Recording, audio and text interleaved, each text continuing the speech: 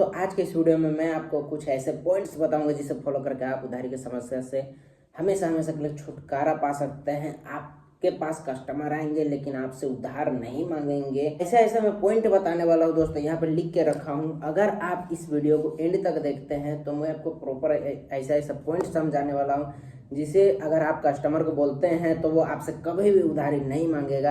आपके दुकान में कस्टमर आएंगे लेकिन आपसे उधारी नहीं मांगेंगे। हम आज के इस वीडियो को शुरू करते हैं, बताते हैं आपको कैसे आप उधारी की समस्या से छुटकारा पा सकते हैं। दोस्तों, मैं किराना का दुकान चलाता हूँ और समस्या तो हर किसी के साथ रहता है, हर कोई इस प्रॉब्लम से जूझ रहा है। लेकिन मैं कुछ ऐसे पॉइंट को फॉलो करता हूँ जिसे फॉलो करके मैं उधारी से बच जाता हूँ। तो चलिए आपको एक एक करके बताते हैं कैसे आपको उधारी की समस्या से बचना है। पहला पॉइंट है दोस्तों कि जो भी दुकानदार भाई हैं वे कस्टमर को बोल सकते हैं कि मेरा जो बिजनेस है वो पार्टनरशिप में है। मेरा खुद का अकेला का पैसा नहीं है, बल्कि मैं साझा में दुकान किया हुआ हूँ। वो साझा अपने भाई के साथ हो सकता है, आपके दोस्त के साथ हो सकता है। तो इस प्रकार से आप बहाना बनाना है, आपको बहाना बना करके कस्टमर को बोलना है। जिस कस्टमर को आपको उधारी नहीं देना है उस कस्टमर को आप ऐसा बोल करके उधारी की समस्या से बच सकते हैं। दूसरा पॉइंट है दोस्तों, आप बोलिए कि मैं उधार लिखने वाला डायरी कॉपी नहीं रखता हूँ। ऐसा मेरे पास कोई भी साधन नहीं है जिसमें मैं आपका बकाया लिखूं, और मैं उधारी नहीं लिखता हूं क्योंकि मेरे दुकान में उधारी बंद हो चुका है। तीसरा पॉइंट है दोस्तों, आप बोलिए कि मेरा दुकान का सारा काम जो है वो ऑनलाइन होता है। मतलब मैं जो भी पूंजी इन्वेस्ट करता हूँ उसे मैं अपने कंप्यूटर में सारा डाटा रिकॉर्ड करके चढ़ा देता हूँ, और जो भी मैं बिक्री कर रहा हूँ उसे भी मैं चढ़ाता हूँ ताकि मुझे समझ में आ सके कि कितना मेरे दुकान में प्रॉफिट हो रहा है, कितना लॉस हो रहा है। तो ये चीज़ आप बोल सकते हैं कस्टमर को। ऐसा बोलने से कस्टमर हिचकिचाएगा, उधार मांगने से वो नहीं मांगेगा, शर्मिंदगी महसूस करेगा। चौथा नंबर का पॉइंट है कि आप बोर्ड लगा सकते हैं, दो तीन आप बोर्ड चिपका सकते हैं। जेरोक्स की दुकान में आप जाइएगा, बोलिए वहाँ पे आप लिखवा दीजिए कि उधार मांगे शर्मिंदा न करें। मैं बहुत सारी दुकान में देखा हूँ ऐसे लिखा हुआ, वहाँ पे कस्टमर आते जाते रहेंगे, देखेंगे कि भाई यहाँ पे तो उधार एकदम बंद है, तो पहले मुंह नहीं खोलेगा कि भाई उधार चाहिए, तो ऐसे में उधार आपका नहीं लगेगा। पांचवा पॉइंट है दोस्तों, आप बोल सकते हैं मैं पहले उधार देता था लेकिन मेरा बहुत ज़्यादा पैसा उधारी में डूब गया, अब मैं उधार एकदम बंद कर दिया हूँ। अब उधार का कोई भी सीन नहीं है, क्योंकि अगर हम आपको उधार देंगे तो मेरा बिजनेस डूब जाएगा। हम भी अगला से माल लाते हैं, वो भी हमको उधारी नहीं देता है। अगर वो उधारा देता तो हम भी आपको उधारी देते हैं।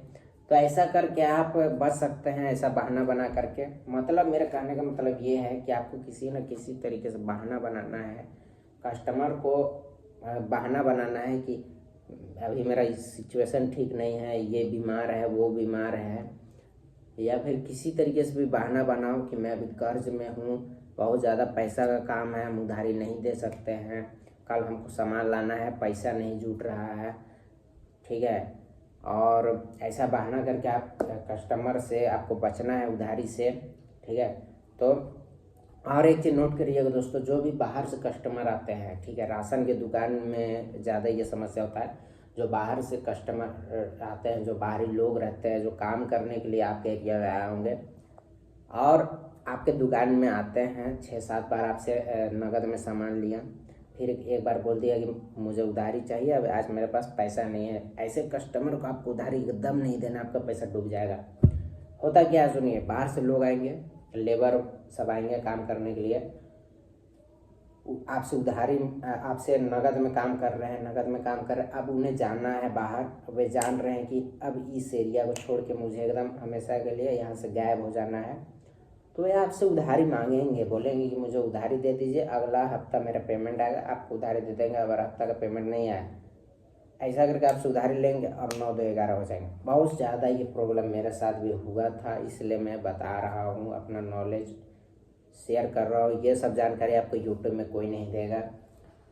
इसके अलावा दोस्तों, जो बाहरी कस्टमर है, जो जान परिचय वाला कस्टमर नहीं है, जो बाहर से आया हुआ है पढ़ाई के लिए, कोई भी व्यवसाय बिजनेस के रोजी रोटी की तलाश में आपके एरिया में आया है, राशन का दुकान में आपसे राशन खरीद रहा है, या फिर कोई भी बिजनेस कर रहे हैं वहाँ से कोई भी सामान परचेज कर रहा है, कुछ दिन अच्छा से काम किया और आपसे उधारी अचानक से मांगे, नहीं दीजिएगा, आपका पैसा डूब जाएगा।